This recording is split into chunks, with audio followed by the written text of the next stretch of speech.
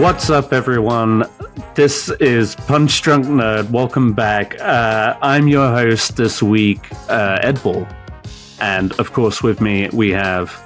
Miguel Sanchez. And no Luis this week, unfortunately. He's out. Didn't want to be here. He said, Godzilla vs. Kong, no thank you. No. But that will be our feature discussion this week. We're very excited to finally dig deep into the latest monsterverse movie. But, Miguel... Yes. We have big news tonight. We are recording this on Tuesday. You're listening to this on Friday. And they just released the first trailer for Joker Folie. Folie à deux. Folie à trois. Joker 2, in other words, in different countries. But yeah, Joker 2, first look. We literally both just watched it twice. Yes. Each. Just before we recorded. So, and it just came out like an hour ago. So this is like a hot take. Yeah, by Friday they'll be like, oh my god, they're still talking about Joker 2? Exactly. But, you know, what if buckle up, always having our finger on the pulse. So anyway, Miguel, the highly anticipated or skepticized follow-up to Joker way back in 2018. Can you believe it? Oh my god. No way. Joker was in 2018? No way. That had to... Hey Siri, 2019. It was 2019. It was the year before the same year as Parasite. Ed's supposed to... I want the audience to know that Ed's, really prides himself on being the guy on award show seasons and this and that. Like, he knows... 2019. It was 2019. That's what I fucking thought. All right. That's what I fucking thought. Damn, that's still quite a long time. So this is the first we've seen some behind the scenes, not behind the scenes, but like, the just like the shooting on the streets and stuff. We've seen some stills here and there. Yeah. But I mean, it's been like a year or so that they've been. Well, like they've been talking delayed about a little bit, I think. No. Yeah. So it feels like it's been a long time. Right. But today, right now, just now, they released that trailer and we just watched it. Here we are. Let's get into it. We are, 6 months out now? Maybe less? Real quick, before we get... Were you excited for a sequel, or were you in the camp of like, I don't think this was necessary? A little bit of both, because the cool thing about Joker was it did make itself into this kind of standalone origin story.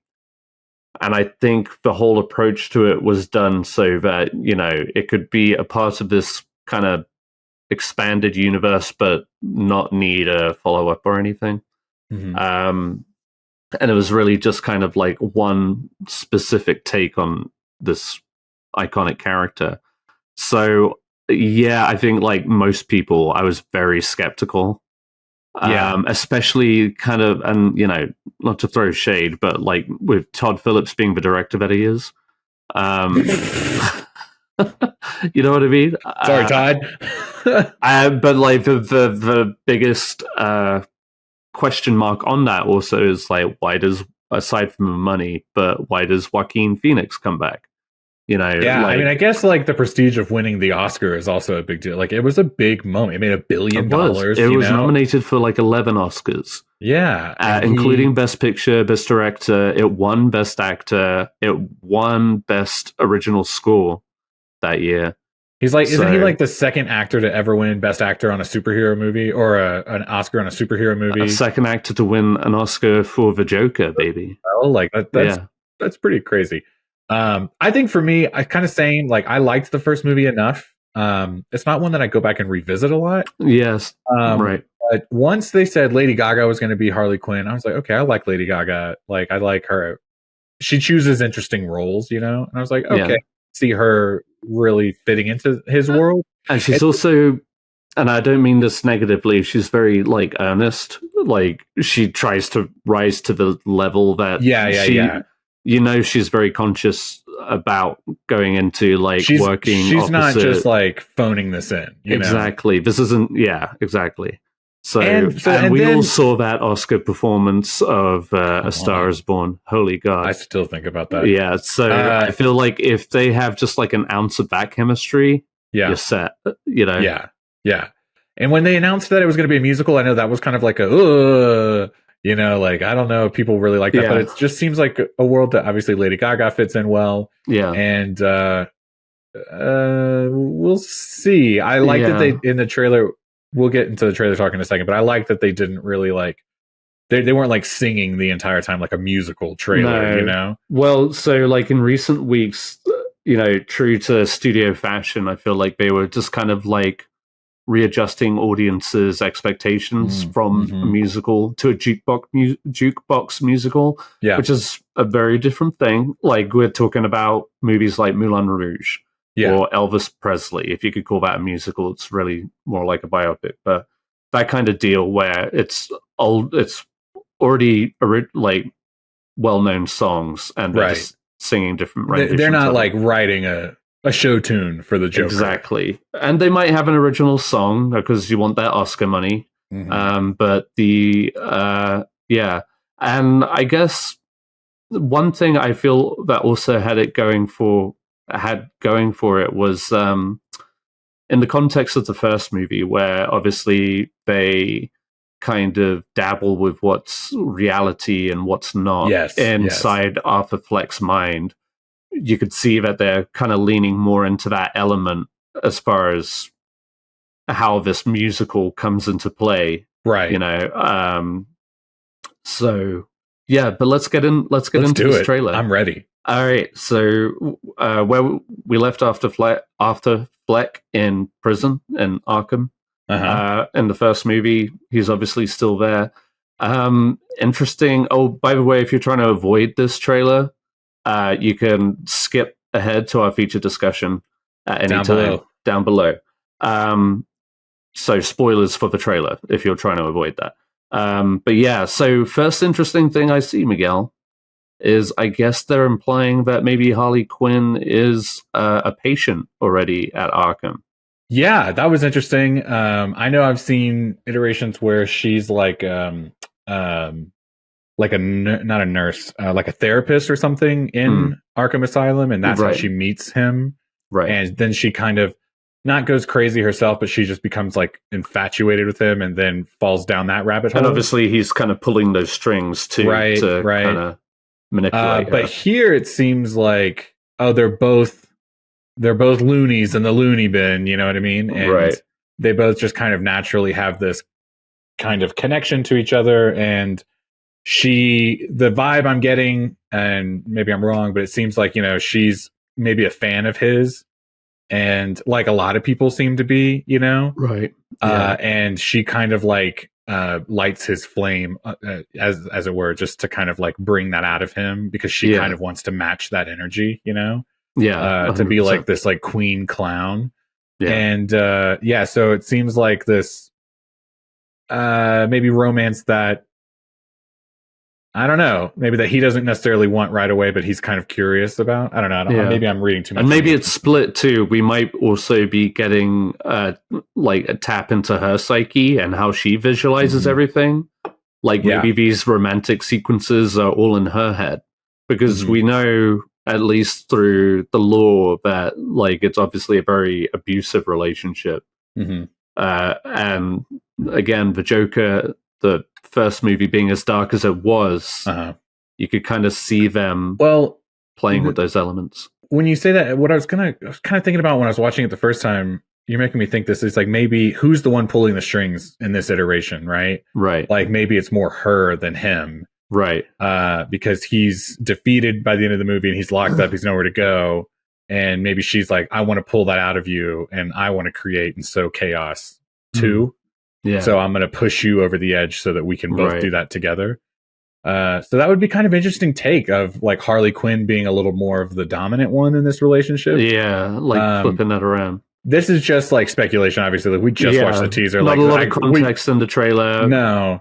Just kind of glimpses of the two of them in Arkham in different scenarios, and then some musical elements. What I do like is that it feels consistent with the first movie. Totally. Like they just picked right back up. Yeah, with some like obvious nods to like kind of like classic Hollywood musicals, kind of like Umbrellas of Cherbourg, but there's kind of like this the overhead shot with there's just uniquely colorful umbrellas in a very dim lit place. And then like obviously the lighting on the roof, and they're dancing on the rooftop, and he's in a tux and she's in a gown. And they're like on a stage with like a set behind them, right? Of the city, you know what I mean? Spotlight, etc. Yeah, exactly. I tell you this, before I go any further about like analyzing every little thing that I can remember, there was several moments where I felt like I just kind of got swept up in it. I really enjoyed this trailer. I was not expecting. I was kind of cautiously holding back for it. I was so glad when we finished. You were like, "Can we just do it one more time before we start talking about it?" But when he for the first time in the trailer, you see him in the Joker makeup, and she's kind of like in this ballerina outfit, and then the song, "What the World Needs Now," when that starts playing, I was like, whoa, okay, this is beautiful. Like, where is this going? And I liked that kind of underscored the all of the trailer. Can I say with those first two musical notes, it was like ding ding. And I was like, oh my God, they're not going to do Pure Imagination, are they? Whoa. That would have been a little on the nose, right? Little on the nose, but like, that just crossed my mind. But no, I agree with what you said. Sorry, I'm playing it in the corner here, so I can kind of revisualize. But yeah, like what stood out in the first movie is kind of like the visual language of it, just like these luxuriating these moments. Like one of my favorite shots from that first movie is him behind the curtain, and he's kind of like winding up to come out onto the stage. You remember that one? Yes. And I feel like there's a lot of this, and like in this trailer. So I really, it's interesting. They seem to have kind of like a with Steve, what's his name, Coogan. Steve Coogan seems to be like a TV personality interviewing. Oh, I thought he was like a therapist, but he might be a therapist. Yeah. Now you got me thinking. I have it playing in the background too. But there does seem to be like some sets. Cool. I don't know. Maybe this whole relationship takes place in Arkham. Who's to say? Well, so that's what I'm thinking. But then there is like a very clear shot where they're like dancing on the street, and there's like an ambulance.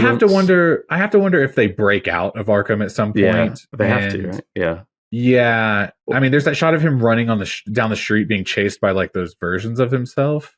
Yeah.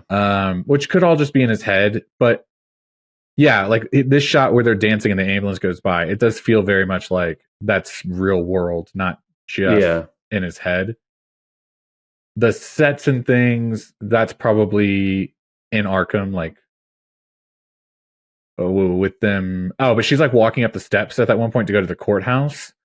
Oh, and can we talk about her outfit just real quick? Like her Harley Quinn, like her Joker outfit. Yeah. Oh, she's going up the steps there? Yeah. Yeah. I will say I am digging Lady Gaga as this character, as Harley Quinn. I like the idea.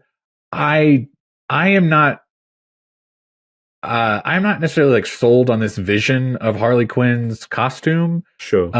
I think Joaquin Phoenix's Joker, like the first time you see him in makeup in that kind of like burgundy suit or whatever, it's just like electrifying, and it's just like the perfect makeup for this iteration. And it's like here they were trying to do less with her, I guess. And she's got these like two black lines on her face, and then a little bit of red lipstick, and then a little bit of the white face, with her hair slicked back. Yeah. I think his is so colorful. I would have liked hers to have a little more pop. Just a little more pop. Yeah. But I don't think it's bad. I think I just need to kind of like get used to this. Yeah. I feel like they're definitely going with the color scheme, similar to that in the animated series, just that classical, like black and red and white Harley Quinn. I think because his eyes are blue. He has those blue triangles or diamonds as eyes. Yeah. They're so, they just like capture my attention, and I guess because there's these black lines on hers, they kind of just like, I don't know, I don't know. I have to get used to that. But sure. As far as their relationship goes, I totally buy the two of them. Yeah. I'm here for a Lady Gaga Harley Quinn.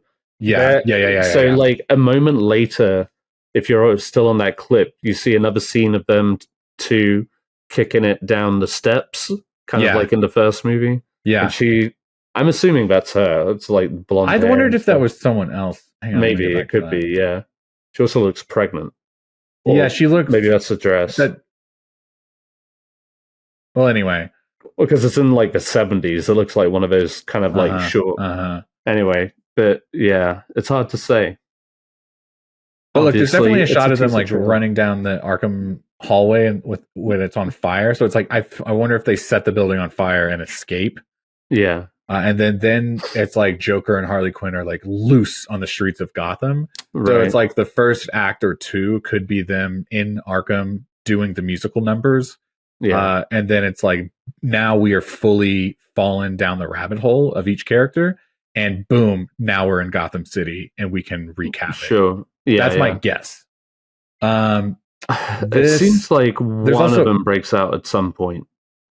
There's also these explosions happening. Which, feels like spoiler territory a little bit. Possibly, yeah. Oh, there's this interesting thing where I'm going to talk about my favorite moment of the trailer. It seems like they're on either side of a glass, like he's in prison and she's outside. Yeah. So that's got me curious that you were mentioning about one of them breaks out. It's like, how does this work? Right. When is this in the movie? Maybe it's at the beginning of the movie where she's like a pen pal or something going to meet him. Yeah. And she breaks in. And then gets committed so that she gets herself committed. Yeah. That because like why else would this happen later in the movie? So that's kind of a guess, but I love it because she colors the smile on the window, and you think, oh, she's gonna smile on his face, but then she does it way off to the side, and it's kind of like, oh, okay, that's an interesting choice. But then just the way he turns to it, and that smile just comes to his face, dude. I got chills. I was like, that was a really cool shot. It's perfectly framed. I'm watching it right now. Yeah, like the way it lines up and the way his face, like the lines on his face, he kind of melts into it. You know what I mean? Like, because it's not a perfect smile whatsoever, but it's his smile, right?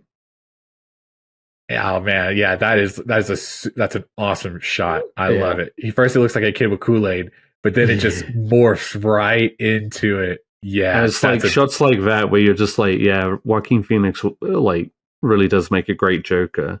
Yes, like his own Joker. I'm here for it. Would not watch another trailer at all. No. Like, this is the one. I'm gonna see it now.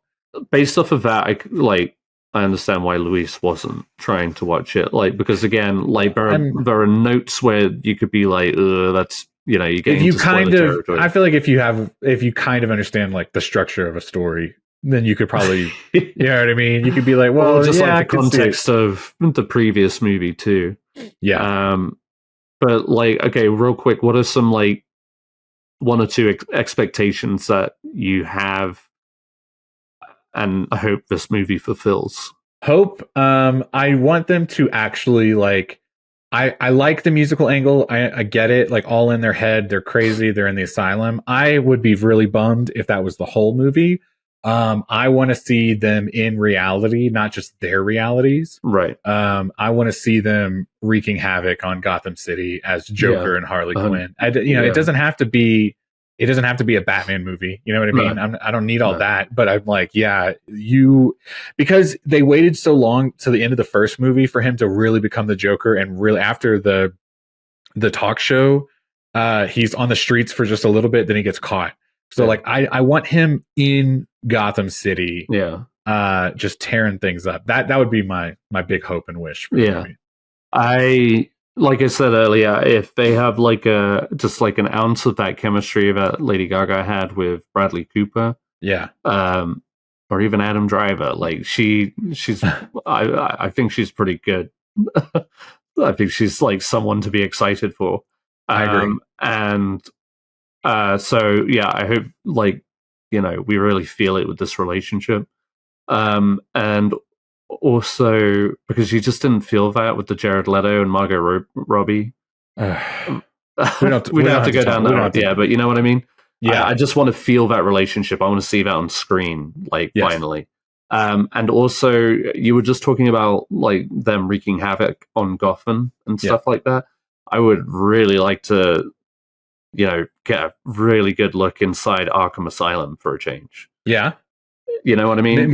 Maybe some cameos from Batman villains yet to be seen. Exactly. And it could go really dark, and it could be subtle, whatever, but it would be just that's where they can really play into the kind of fucked upness of the story, Yeah. Because we did get a lot of Gotham in the last movie, but I know what you're talking about. You want to see those characters unleashed. Yes. Right. And because you're right, we only saw a glimpse of that towards the end. But it would be cool to see how they lean into the figure that is the Joker by the end of this movie. Where are they gonna leave it at, Right, he can't just be in Arkham Asylum for this run of this character. You know what I mean? He's gotta be he's gotta become the Joker. You know what I mean? Right. Yeah. So exactly. That's what I'm hoping. So right now, I imagine with the way they pick up, it's starting to feel like he's like that kind of political figurehead. He's the Joker who shot that guy and started a riots in the street.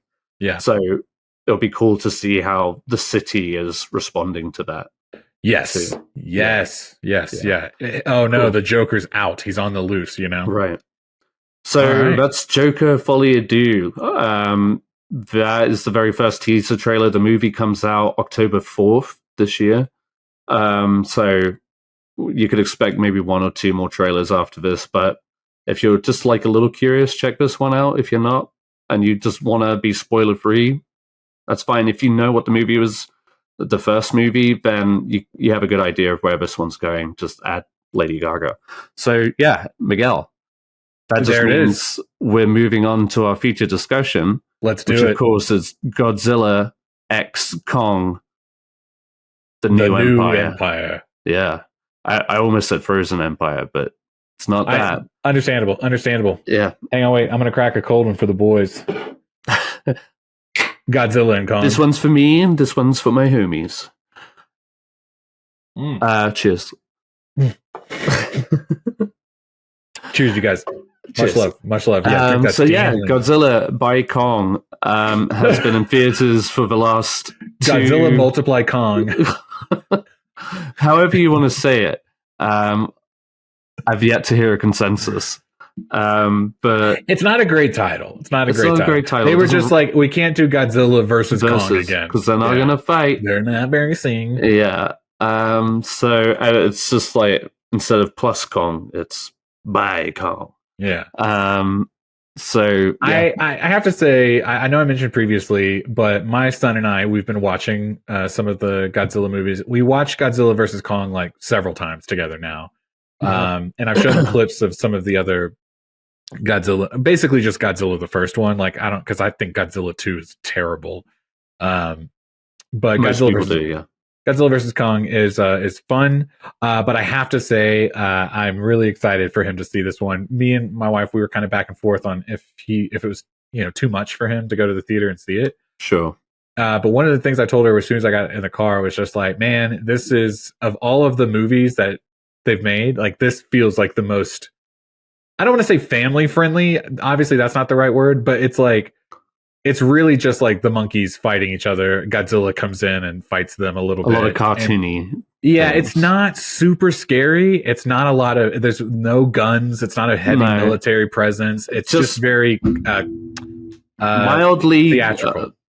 Theatrical and kind of if anything, monster violence and gore. But gore is a strong word. I wouldn't even say the word gore. Well, no, but so gross tame. stuff they're eating this very kind of gooey octopusy thing. Octopus, yeah. But I'm not saying that's scary, but it's it's imagery, I guess. Yeah, that's kind of it's shocking. that's what I mean. Yeah, it's the But overall, I had a great time. I can also see how it's a little intense in the theater for a kid, maybe. Yeah. Have you seen those clips where people go see it in like the 4DX whatever theater, where like the seats are shaking and the walls are shaking and like just the whole time flashing lights and everything?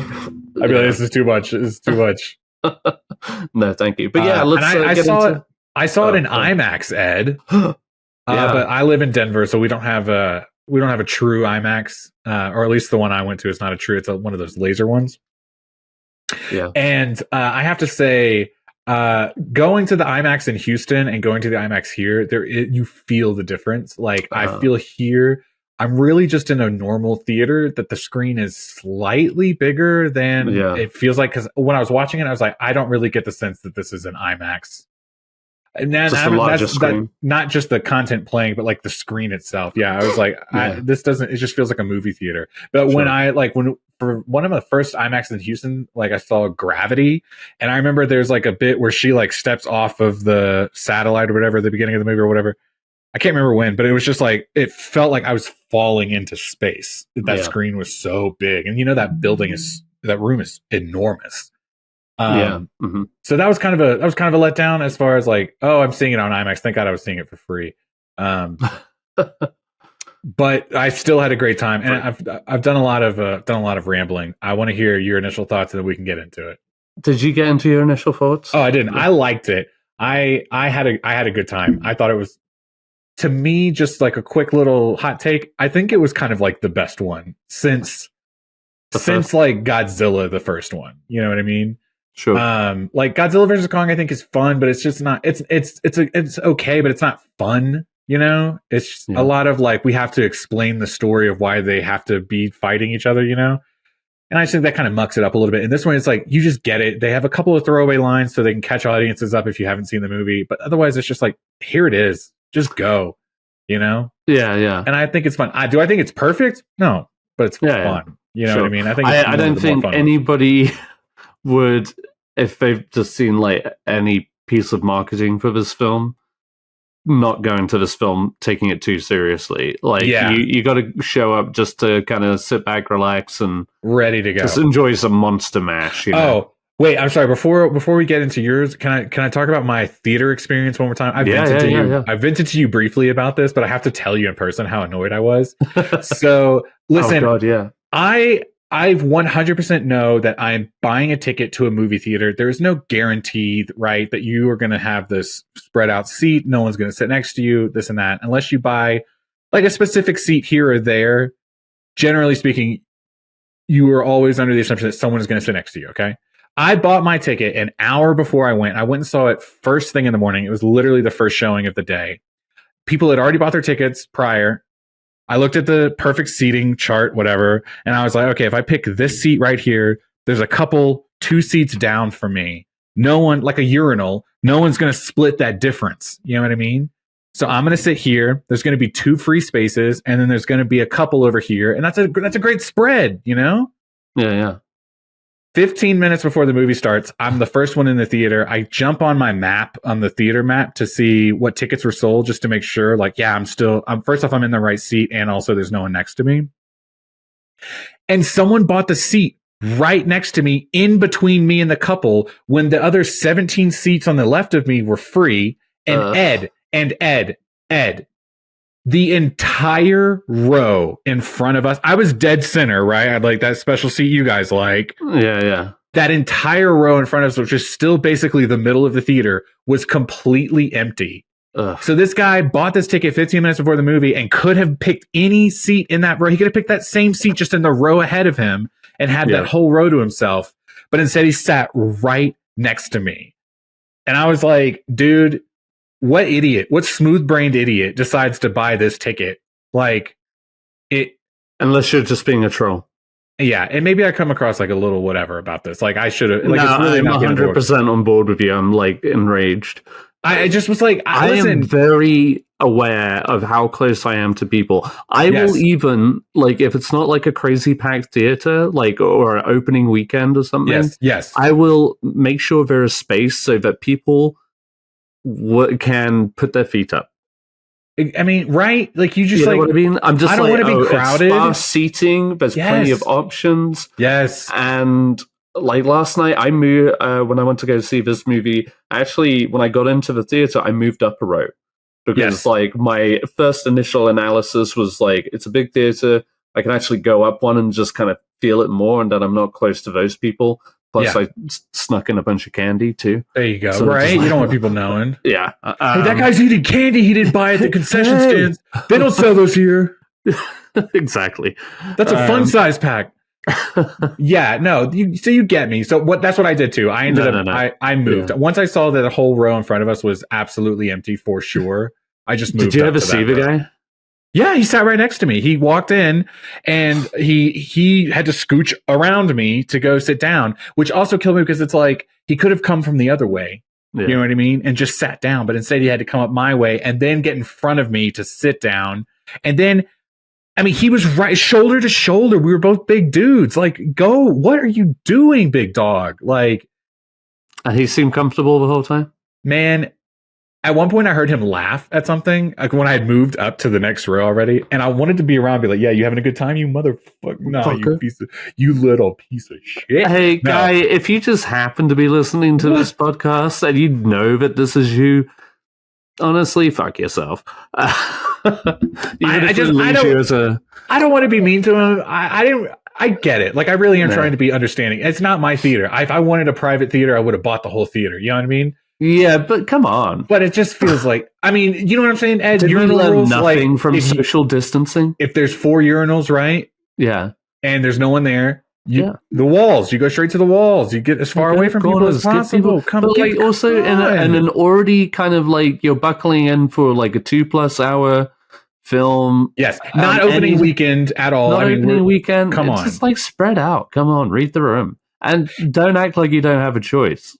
Bro, right? Like he picked that seat, and he picked it after I did. Perfect, one right flat. Oh, thank God, someone didn't get my seat. Yeah, you know what I mean. That's like either somebody who's just like very particular about their seating, or again, they're just I don't know, or completely socially. I just socially awkward is what I took. You know what I mean? And it's just like, okay, man, you just have that seat. I will just move up because this row is free. Bye. Yeah, fuck it. You know what I mean? Yeah, it's absolutely. not a big deal. And when it's that empty, you don't have to worry about it. You know what I mean? Yes. Nobody's going to come up as like, "Ooh, you're in my seat," kind of deal. You already know. And like, and I waited. You can pull out the map too. I pulled out the map before the trailer started, but I waited 10 minutes into the movie before I moved, just in case someone showed up late. Right. Because I didn't want to have to have that whole conversation. You know what I mean? So I waited and then I moved, and it was no big deal. So we'll wrap it up there. I'm sorry to rant and rave. I'm sure people are like, I hope someone understands, but I hope they're not like, oh my God, Miguel, shut the fuck up. You know what I mean? Yeah. So anyway. No, I get it. No, I'm 100% on board with you there. I don't think you're in the wrong about that. I think. Thank you. You know, we're regular moviegoers, and maybe we overthink it sometimes, but also just, I don't know, just feel the vibes. You know, feel the vibes. Exactly. What day you saw it? Sunday night? No, I saw it Saturday morning. You know what I mean? Like, again, the theater had just opened. They had to open the doors to let us in to the building first. Right. You know what I mean? We had to stand outside for 10 minutes. So, I mean, it was like, Anyway, so that was my theater experience, and I'd love to talk about the movie. What were your vibes? I want to feel your vibes about the movie. What did you think? First off, I just saw it regular 2D. I didn't see an IMAX. I didn't really. I don't know. Yeah, I just didn't. So you know what? Like I was saying earlier, like, you know what you're getting into if you've seen any speck of marketing for this film, or just saw the last one, and I think they just kind of lean into it even harder this time around. Yeah. You know what? It was fun, yes, and I didn't have high expectations. Not at all. No. So, like, for the most part, I was just vibing. Maybe one of my biggest complaints is that it could have easily been like half an hour shorter. Oh man, 10 to 20 minutes taken off of this movie, and it would have been a breeze. You know, I feel like they're already at a point where they're leaning so hard into the kind of the monster element anyway, to where they're the characters that we want to be following. Right. And I mean, I feel like this is the same fucking argument for each one of these movies. It's just like the human element sucks and all of that. Well, I do think for all of them that we've seen thus far, I did think that this group of humans was the most enjoyable to watch. Like when they finally pared it down to the main core of them. Which was constantly changed, to be fair. Yes.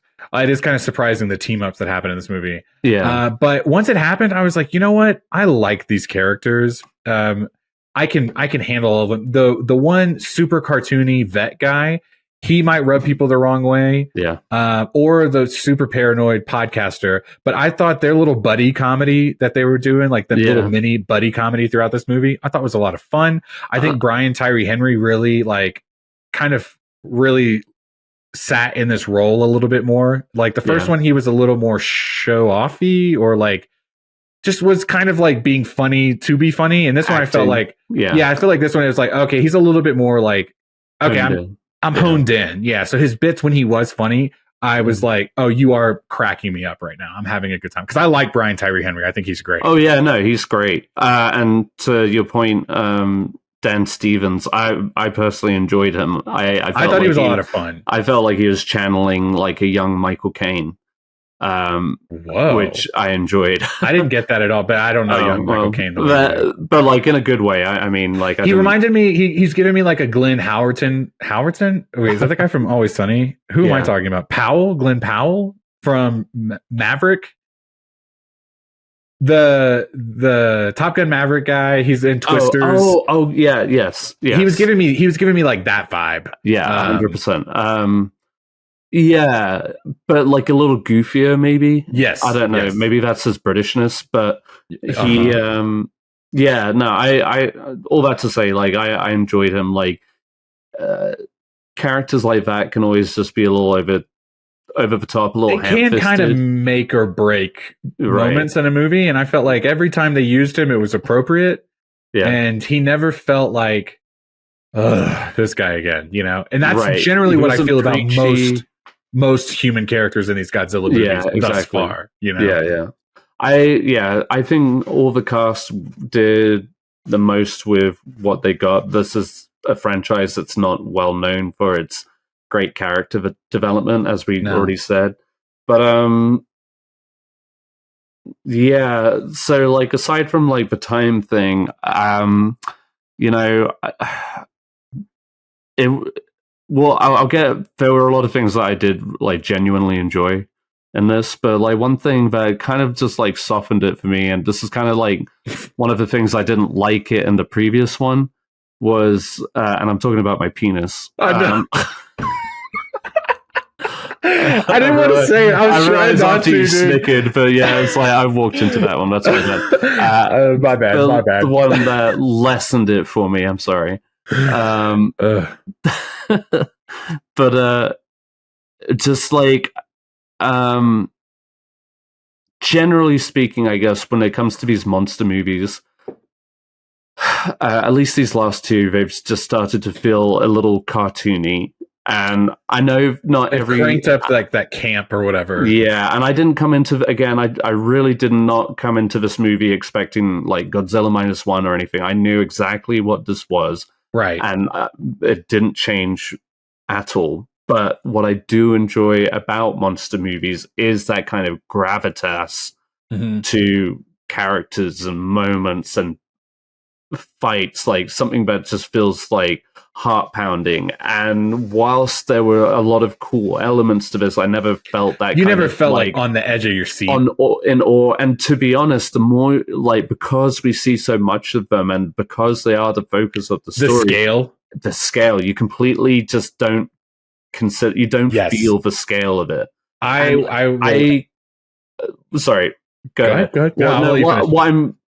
What I'm totally perfectly fine to grant them is that like they were simply just trying to mix it up from the usual city skate bash, which I like. I like that, and we'll get to it in a minute. But like they were able to come up with some fun and crazy ideas. I agree.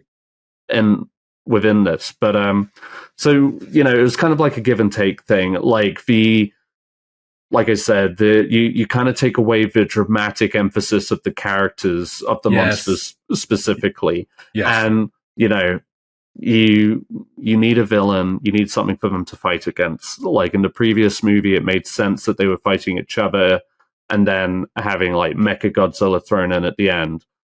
And for this one, it was kind of like a little just like copy and paste, like kind of right. With big giant lizard come big giant ape, and which also has a big giant lizard because you need both characters to face off with something. Yep. But whatever. Those are what some we of need. Some of those moments they really leaned into, and I'll talk about them in a second. Of like some favorite moments. But I do want to I know I don't want to overtalk it, but I just do want to also say that I agree with your comment about the scale of these characters. When you think about like the very first Godzilla 2014, the airport scene, you see the full Muto in through the window of the airport, and then it pans over, and the only thing you see is Godzilla's foot. Yeah. Because he's so big, and then they're screaming because of the monster, and then they go completely silent when he stomps his foot down. Yeah, and those, and I get it because they've cranked it to 11 because it's like we can't just do that anymore, right? But I miss that sense of scale, and I think when you do something like they jump into the hollow earth, and it's like where these, you know what I mean? Like they say, like a goldfish or whatever grows to the size of its tank, and like how big can it be if it doesn't have a tank? It's the same thing in this Hollow World, right? It's so big, they can get big. But because of that, you just never get the sense of like, how big are you? You just kind of look like a regular gorilla. Like we're watching Planet of the Apes almost. Yes. Especially like in that lava cave.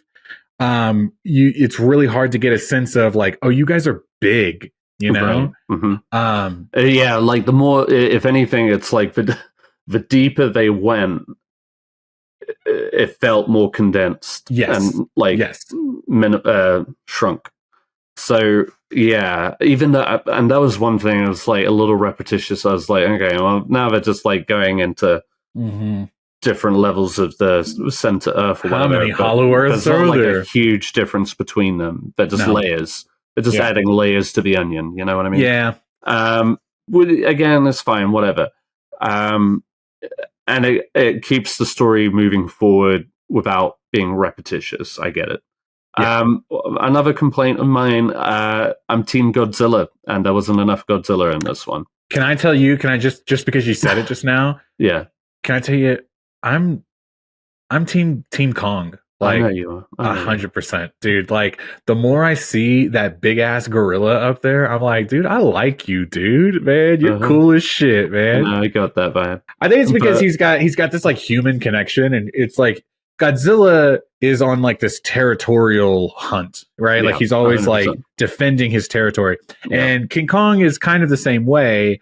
But he also pauses and like reflects, and it's like he has these eyes, and you're like, they also do a great job about like there's all these scenes with the monkeys where they're having dialogue with no dialogue. Yeah, and it's like that's hard to do. And, 100%. And you can't do that with Godzilla. You just can't. You know? No, I get that. I do. But it just felt kind of. But you wanted more Godzilla. Well. And I knew, again, Kong is the most relatable. I guess maybe I struggle with this Kong, not to go like super deep with it, but man, you remember how terrible Kong Skull Island was? I tried watching it and I turned it off. Yeah. We saw that in the theater together, and, it's not the perfect movie, but it is almost like a perfect King Kong movie. Is Peter Jackson's King Kong in 2005. You do hold that movie dear and near to your heart. I do. I mean? Like, there is a lot in that movie that I don't like and that I struggle through. But like Jack Black. I'm not going to point fingers, but there's a lot of it. It is very melodramatic, but the moments between like King Kong and Naomi Watts are just like pure movie magic, and like a lot of those visual effects still hold up. you like that old Hollywood nostalgia. I do really like, and I don't mind a modern, like a contemporary story at all. Mm-hmm. I mean, granted, like Godzilla -1 was that, so it's kind of struck against me. But I did really enjoy Godzilla 2014, but that was also more singular and focused on him. Yes, and this franchise obviously made its commitment to kind of continue the Godzilla franchise tradition of including all of these different monsters at the same time. And King of Monsters was kind of just way too much and not done very well, unfortunately, even though that movie had so much potential. Like, I watched that trailer again the other day. You remember the first trailer for King of Monsters? And it was so gorgeous. And some of the images on that were just like, oh, this is going to be fucking epic. And I rewatched that one not too long ago. Some of those moments do hit, you know what I mean? But the overall movie was not good. Yeah, no. And it's the same of Kong Skull Island, and So, sorry, go ahead. If you're saying, which I agree, like it started the whole franchise Godzilla, whatever. It started a little more grounded. You've singularly focused this big like gravitas of him existing and how the world has to whatever. And like when he beat the shit out of like those Mutos, yes, it was a moment. Yes, it was like it was a build up to a moment, like when he used his atomic breath for the very first time. Mm-hmm. Oh, but and again, like you said, it would just be kind of playing the same old the favorite tracks, the hits. Yeah, you can't keep it over again, right? Yeah. So to that extent, like this movie really does make an effort, and I appreciate that it does, is to do something different, take the genre, and take from where this this franchise, in its original version has gone. Like the Godzilla franchise has been absurd at times. Exactly, and this leans into that absurdism.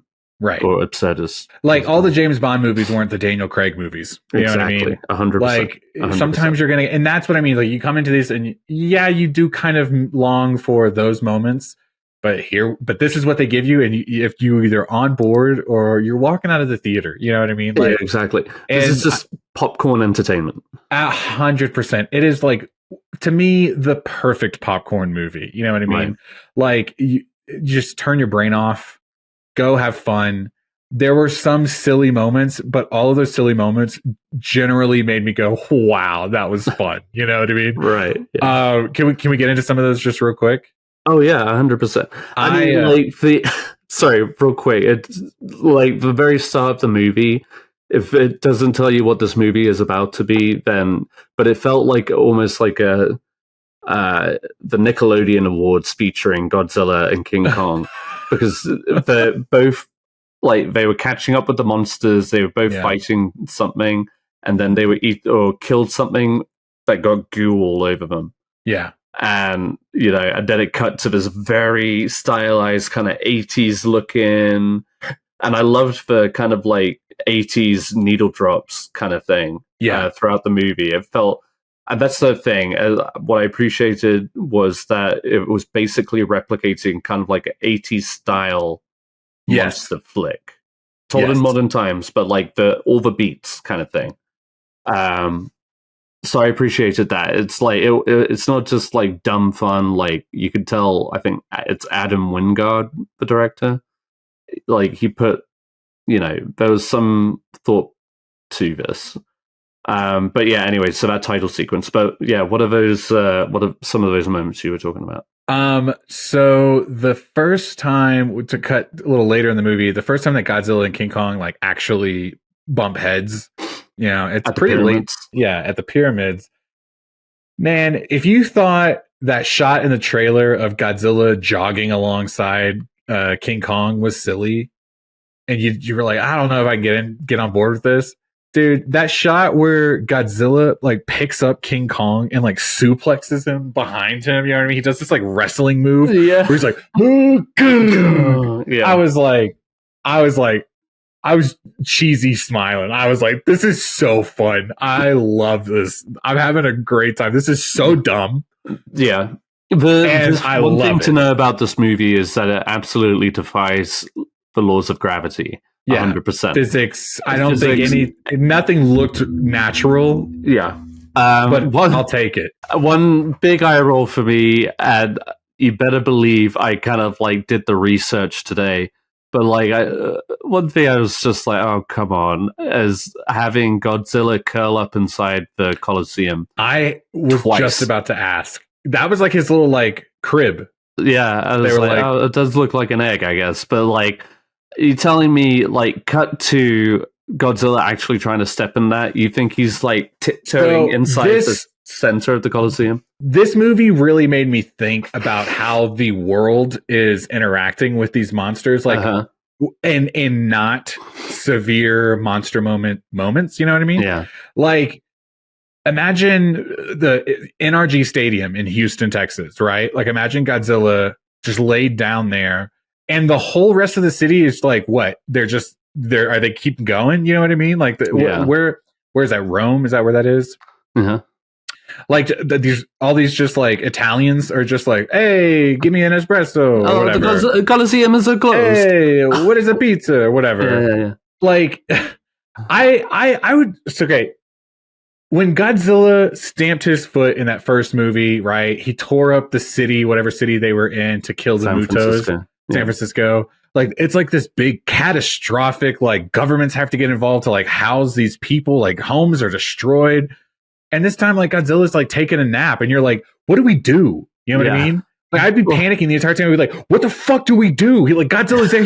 He could wake up. It doesn't matter if he's even mad. Like, when he decided to wake up after the first time and like, he was like, oh, he destroyed all those bridges. He's fucking everything up, just walking to get to the water because he doesn't give a shit. You know what I mean? And you know, the mayor is like, oh, thank God, Godzilla is gone. He's never coming back. And then, like, 2 days later, he comes back. He's like, "Oh, I actually like the Colosseum to sleep in." There was definitely a moment where Godzilla was swimming in the ocean, and his like fins or whatever, they like break a couple bridges, and cars fall in the water. And dude, I saw this movie like a week after that Baltimore bridge fucking fell. Yeah. You remember? Yeah. Like, that is a real thing that happens, and people fucking died. You know what I mean? And like when they show up at the pyramids, King Kong shows up at the pyramids, and people start falling off the pyramid or whatever because they're like, whoa, and then they fall. Which I don't think people are allowed to. I don't think you're supposed to do that. Which, first off, it's like, okay, I guess you got what you fucking deserved. I don't know that, but like, but also, it's just like King Kong just walks by that shit, and you're just like, those people died. You know, like, oh yeah, collateral damage is not an issue. No one seems to care. Well, that's the thing. Like, after the second movie, like, the King of Monsters was kind of like dealing with the fallout of Godzilla coming out of whatever, hiding, and that kind of devastation attitude is kind of gone. It's now it's just, I mean, it's more of just like preventing those two from fighting. On his podcast, they even has an ad for like Gargantua Insurance or whatever. You know what I mean? It's like the world is just accepting that these. Because they leave you to assume that like the monsters are just very present now. There's a moment where staked out. There's a moment, you know, Monarch is watching all the Titans at any given moment, and they're like, "Oh, Godzilla's going to the Arctic," and she's like, "Well, what Titans are there?" And like 6 Titans pop up on the screen, and it's just like. When, to take it back to 2014, those Mutos come out and you're like, what the fuck, man? These are monsters, dude. Yeah. And then Godzilla comes out and you're like, Jesus fucking Christ, they get bigger. You know what I mean? And then I guess because King of Monsters, they just immediately introduced like 17 more of them. So it's just like, well, this is the world. There's a ton of them. But no. What I'm doing now is I'm trying to like logically say, I don't like this and that. But that's not the point of this movie, right? Like, right. It's a silly fun time. Yeah. But we're just vibing. All right, so let's talk about some moments. Some fun moments. I need to get your opinion on this. I need to know. I loved it. I hated it. Okay. King Kong's little monkey pal, like the little monkey. Loved it. Hated it. Okay, loved it or hated it. There's no in between. There's a journey. Okay, and by the way, folks, if you haven't grasped this, spoilers. Jesus Christ, that should be like a tagline about it. I know. 45 minutes into discussion. Oh, by the way, spoilers. Well, we haven't talked about some of the great moments yet. So, okay, so look at When I saw the trailer, I was just like, "Oh fuck me!" They're doing kind of like every franchise does and introduces a cute character to whatever. And so like, you came into it not wanting it, right? And they're gonna have like a father-son relationship or some fucking thing. But then when we meet this monkey, he's kind of a little shit. He turns out to be a little shit and like kind of fucks with King Kong. And so King Kong reacts accordingly and uses him as a weapon. And I thought that was hilarious. God. And I loved, Miguel, to answer your question, I loved that. Yes. I loved that journey for that monkey. So that felt like a little bit more, at least, organic, as opposed to just like, and like, obviously, the familiar tropes of, like, obviously, all of these giant apes have been under the foot of the Scar ape. And, so yeah. But that intro was great and very surprising because, like I said, I kind of had that relationship already pegged as you knew where it was going to go. Huge eye roll. Yeah, exactly. But no, I liked the... This was one of those things that was spoiled for me, but on the internet, because the internet ran with that GIF. But yeah, that was one of the things that I was kind of like, I want to see it, but I could wait till it comes to home or whatever. But when I saw this GIF online and of him picking up that baby King Kong and smacking the shit out of other apes with him, I was like, hell yeah, dude, sign me up, dude. So was that what the spoiler thing you were trying to share with me? Oh yeah, I probably sent that to you guys because I was like, this is so goofy. You have to see this. Okay. But I of all of the things that were spoiled, I mean, there's really only a couple of moments. I liked that the trailer, there's a scene like in the lava cave where it's like doom, doom, and the monkeys all look at the lava and you see Godzilla's eyes through the lava. And I remember thinking, like, are the monkeys did they brainwash Godzilla? Now he's going to fight King Kong. Is that the way they're going to go with it? Yeah. But that was just a psych out. And that was a totally different character peeking through the lava in the lava cave. It was like the ancient, original Godzilla. Yeah. I mean, I was picking up, again, through this overwhelming marketing of this movie, that it was just like another creature just equal to or bigger than Godzilla. No, I thought it was Godzilla 100%. I thought it was Pink Godzilla about to shoot his flames. I thought Pink Godzilla was going to be like brainwashed Godzilla is how I thought it was going to go. And so every time I saw clips, I was just like, oh, okay, they've turned, that's how they're going to justify them fighting. Sure. Yeah. No, I figured, at some point. Anyway, what was the point? That's the end of the discussion. Okay. What was the point? You know what I mean? Well, what did you think of the Scar ape?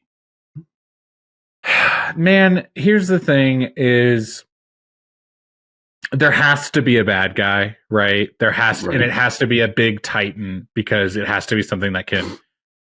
And once you kind of like say all of these things have to be, you just kind of get this this kind of generic bad guy, Yeah. I didn't think he was ultra compelling. Or threatening.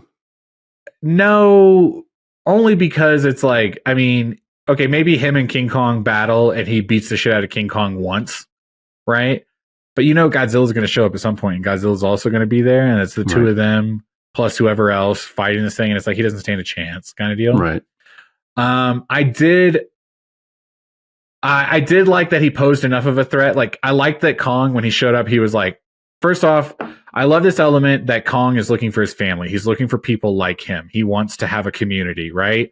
And he shows up in the first community. He's finally seeing there's like monkeys like me, right? And they're like basically slaves and they're being beaten to shit by this like, fucking,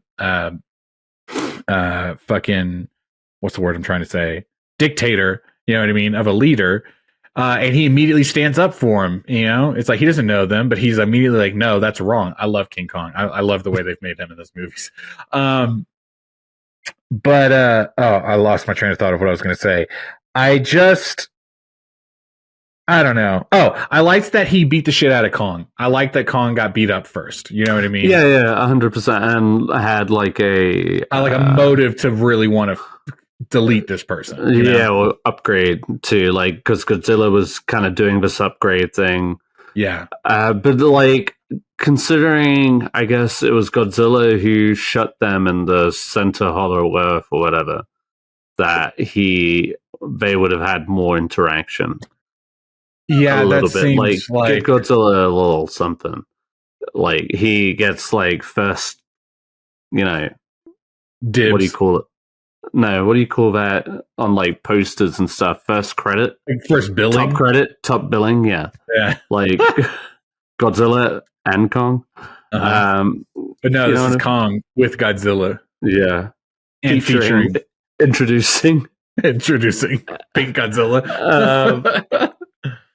Yeah. I liked the Hollow Earth battle. I liked the gravity battle. I thought that was fun. Well, let's talk about that. Yeah, that was like when that moment happened. Mm-hmm. I was just like, oh yeah, all right, this is like, let's have fun with it. You know what I mean? Like, exactly. It's a sandbox. Let's play. I was finally getting like. I'm about to like compliment this movie, but I've got to start it off with like a criticism. Like, one of my biggest problems with this one and Godzilla versus Kong is they've started using these like close-ups on these characters. Okay. And it makes them look so cartoony because you're trying to force these kind of facial expressions, and it so many times so many times in versus Kong, it had a close-up of Godzilla, and they might as well have just been like, nodding at each other kind of thing. Wink. But like, again, with the scale of these monsters, you want to see some wide shots, baby. Yeah. So like in this epic battle, they're finally all charging at each other. Then right at this perfect moment, the gravity kind of like the triangle pyramids collapse and they kind of lift up into the air. And I was just like, genius. Let's have brilliant. Fun. Like, this is like, how do you mix up the elements a little bit? You've already done land and sea and stuff like that. So give them the air, but like gravity. But like it worked. Like, I thought it was a lot of fun. They made the most of it. It made it entertaining. Yeah, it was just like a oh shit moment. I can't believe they actually sold me on the idea that they were trapped in this hollow earth, right? And then the side monkey followed Kong to like the Iwi temple or whatever. Right. And he realized there was a portal and he went back and was like, yo, there's a fucking portal to Earth. We can go there, Right. I was like, I can't believe that without any dialogue at all, they like made that believable. And like, I understood the motive of these characters right away. Right. And I was like, okay, they don't want to be imprisoned anymore. They want to go rule the Earth. Exactly. They're invading or whatever. I don't know. Sorry. What? Have you seen How to Train Your Dragon 2? No, I haven't. No, I haven't. How to Train Your Dragon Folie. It's 2 like TOO. Yeah, TOO. Yeah.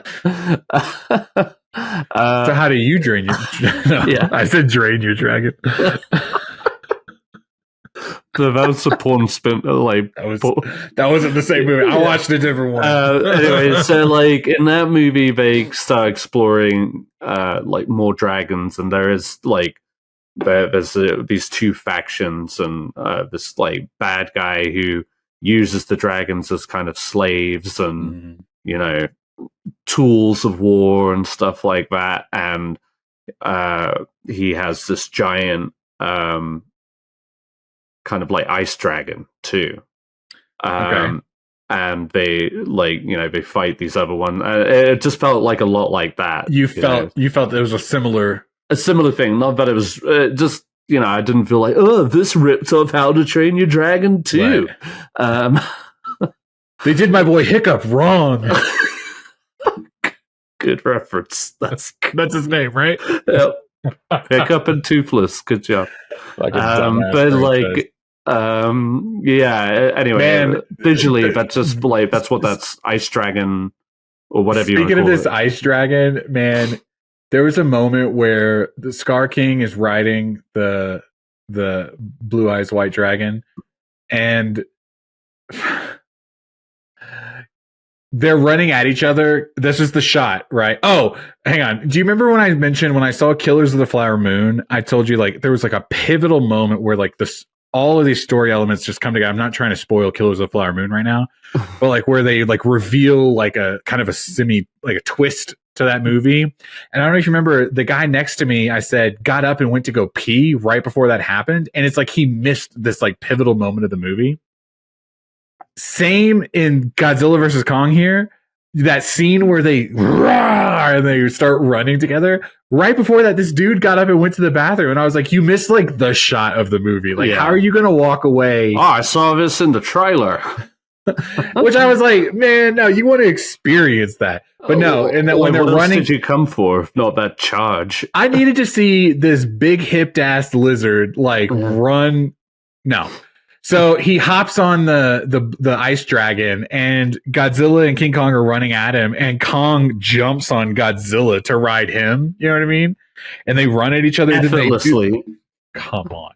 And then they jump. They all jump at each other, and they're all perfectly lined up. I was just like, I'll see this movie again just for that shot. Like, I was having such a good time. I was like, when Captain America picked up Thor's hammer, I felt the same energy. You know what I mean? I was like, let's go. This is the greatest. No, it's not. No, I'm being a little hyperbolic, but yeah, I get you. I was charged. And that was one of those scenes where I was just like, oh, just luxuriating that, like the size of these animals and luxuriate. Like, I guess like the I already said the anti-gravity thing was really cool, but like if you had those monsters actually collide and then start knocking down mountains, that would have been cool too. But whatever, would have been good. So my gripe about these movies is and I've kind of said it in some other things too. I guess just as I get older, one of the things that I don't like is like super catastrophe being played off like as nonsense or like silly. Right. Yeah. So when they get to like, what is it, like Rio de Janeiro? Is that where they end up? Yeah. For the final battle. Part of it, I guess. Yeah.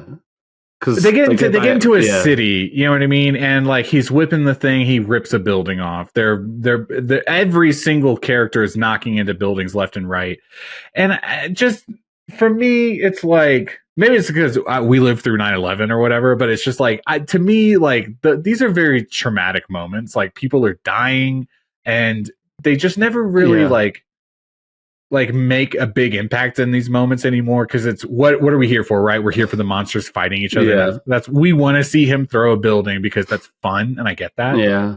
But I'm just like, oh man, I just get taken out because I'm just like, man, like how many thousands of people just died? Oh, yeah, you know what I mean? Just like leveled a city. Like, and from Godzilla 1 to this movie now, the amount of times Titans have fought each other, it's like I really don't think humans would have survived this moment. Oh no, at all. Yeah. Especially Godzilla 2. You know what I mean? When they start releasing all those monsters and all that shit. Yeah. Like I was just like, man, I just don't think we as a society would ever survive that.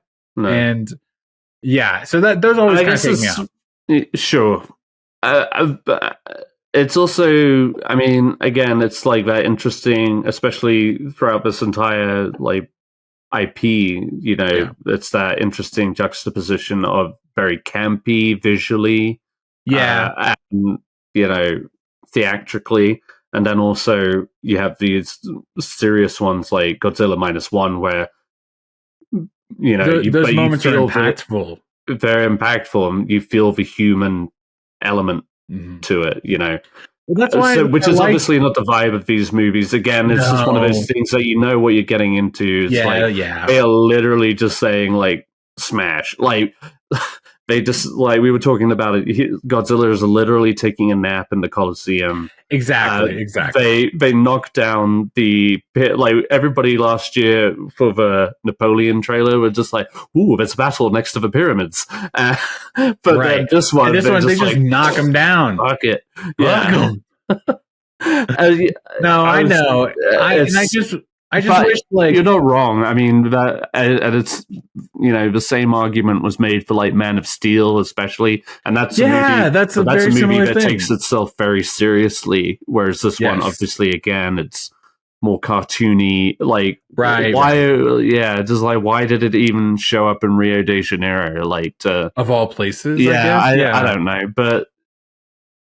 That's just the nature of these films. That's why I kind of liked him being in that Hollow Earth so much, because it's like, like let that be the sandbox. Go play in there, make all the mistakes there. It's not a real sandbox place. Is the perfect way to describe it. That's what it feels like. Most of this movie is just like Adam Wingard and his.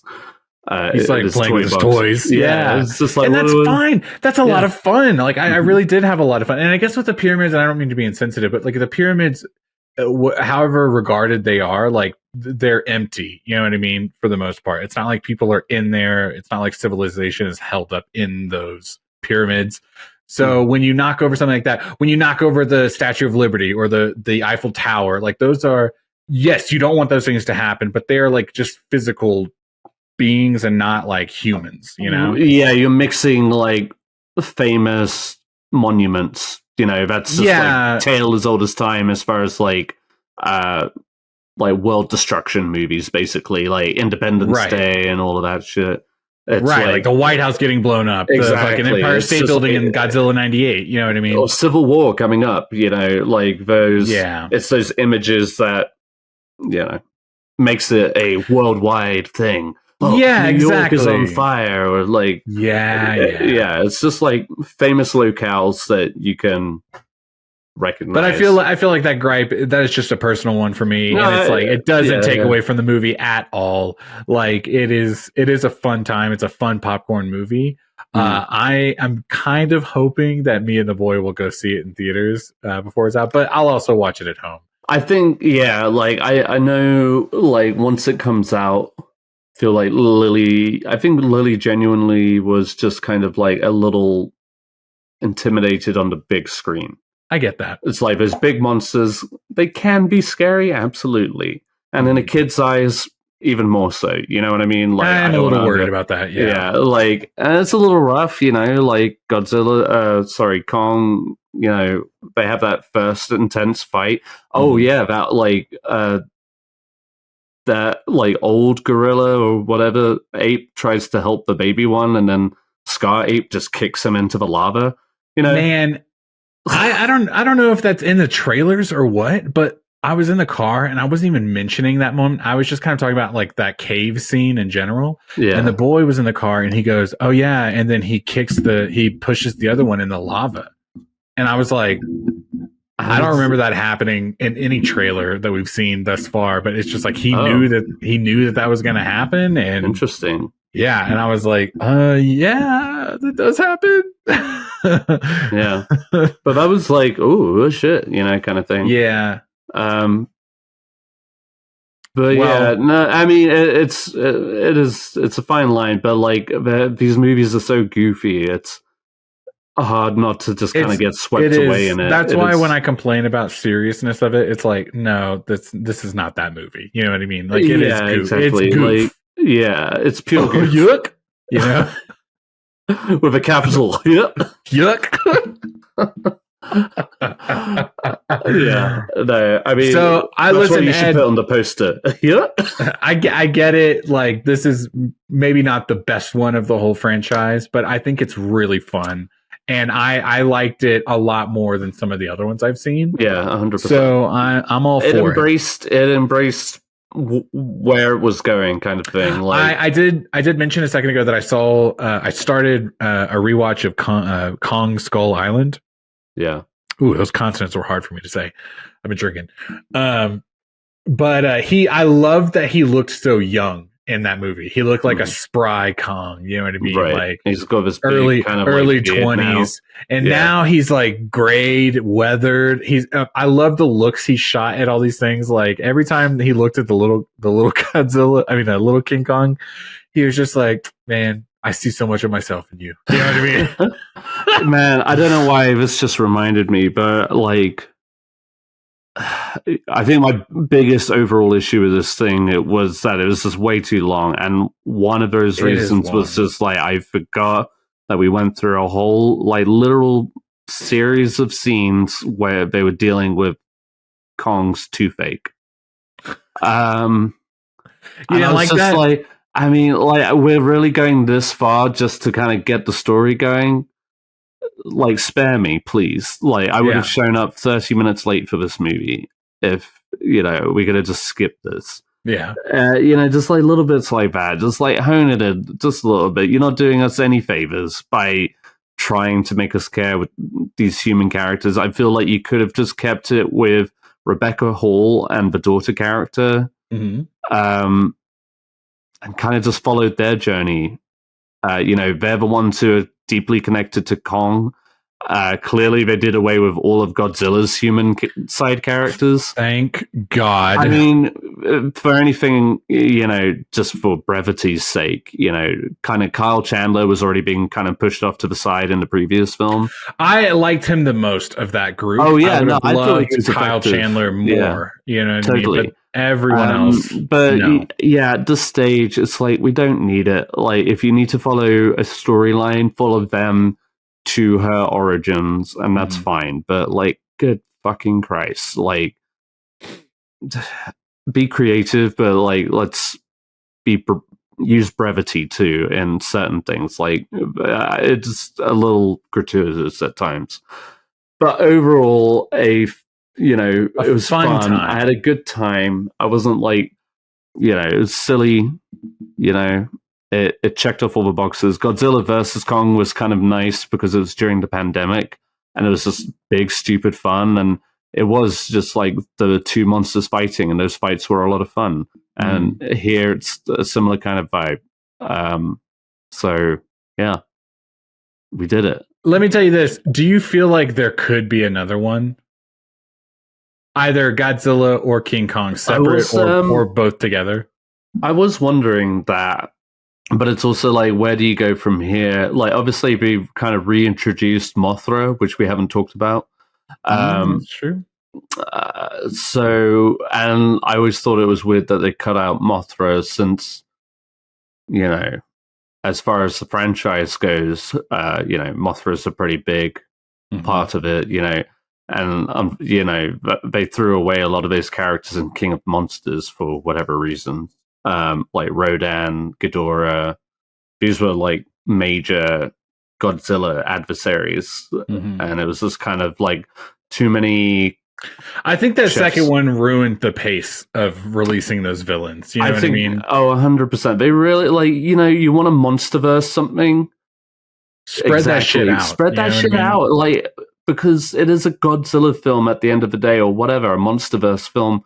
People are coming to expect that. You don't have to cram it all into one movie. Do it well. Not at all. It would have been absolutely. Like, Ghidorah was supposed to be like a massive threat to Godzilla. Like, and Mothra, like, they were supposed to have a rivalry, and imagine if it's Godzilla and King Kong going up against that thing. You know what I mean? Yeah. Like, that would have been interesting. They should have saved that one. Yeah. And now we get this like generic Scar King, Yeah, like, now you're having to come up with characters because we already blew through all the best ones. Exactly. Kind of thing. No, you wasted too much. Like, Mechagodzilla kind of worked with the story of the last one.